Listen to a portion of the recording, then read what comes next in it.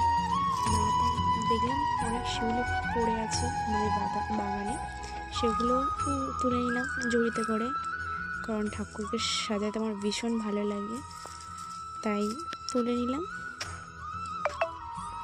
কটা।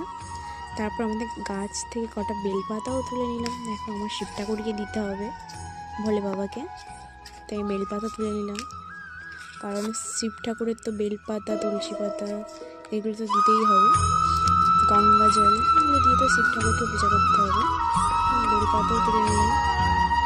বেল গাছে প্রচুর কাঁটা ছিল, হাতে ছিল, তাই একটা সাবধানে তুলছিলাম। তো তারপর আমাদের জবা ফুল গাছ থেকে অনেক কটা জবা ফুল তুলে নিলাম, কারণ শীতকালে জবা ফুল খুব একটা ফোটেনি, তাই কয়েকটা ফুটেছে, সেগুলোও সংগ্রহ করে নিলাম। দেখো ফুলগুলো কি সুন্দর লাগছে।